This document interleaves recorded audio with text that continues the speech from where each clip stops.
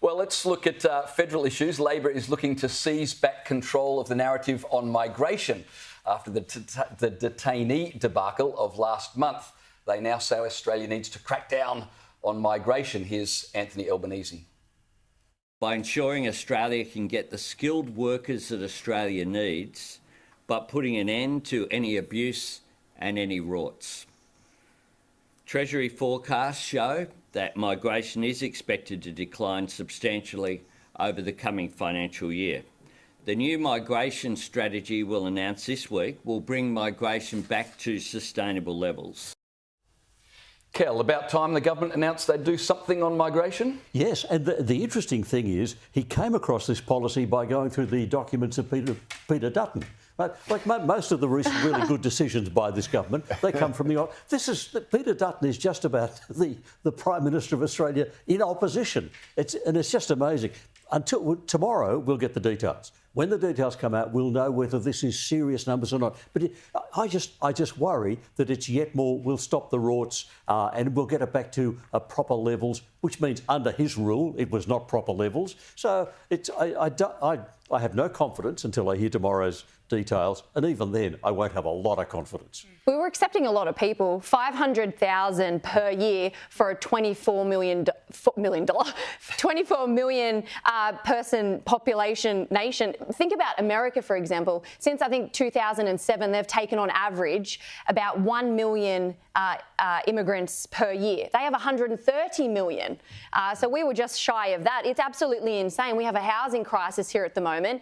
And unfortunately, I think it's likely not going to be enough, whatever Albanese says, because I don't think he understands the gravity of the situation. You know, charity comes from prosperity, and it doesn't come at the cost of necessity. You have Australians who can't even be prosperous right now. They just need the basic necessities. They need petrol to be reasonable, groceries to be reasonable, mortgages to be reasonable. And here we are, even having to have this conversation. It's absolutely insane that we're in this position to begin with.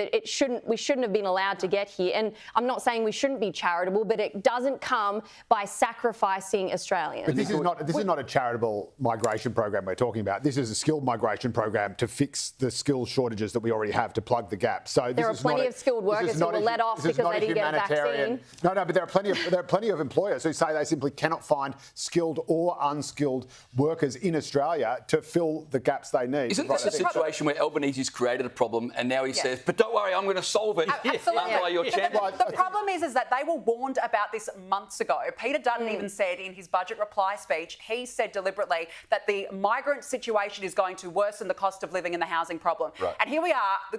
The questionable timing is that this announcement's towards the end of the year after a shocker of a week for the federal government, and in the dying days of the year, they come out, they're going to make this big announcement. In the end, this has been on the cards for years. We've got a tight rental market, which is a key driver for inflation. Migration's always been a problem. It's always been a problem. And to be honest, I don't think either side of government has had what it takes to try and tackle it. It's an uncomfortable conversation for government. Any politician who does. But again, we're not talking about refugees here. We are talking about people who fill shortages in our workforce. It is good for the economy. So many times on my radio show, and his complaint is neither major party has had an immigration policy. Correct. It's not that they got the numbers wrong. They didn't have any numbers. No. And so far, I haven't heard any sort of immigration plan from Albanese. Let's wait and see what tomorrow turns up. You know, the thing I noted about his conference is he said, tomorrow we will announce that we have a plan. And I thought, Elbow, whatever you say, don't say we've heard that you've got a plan about cost of living. It's about a reasonable migration plan.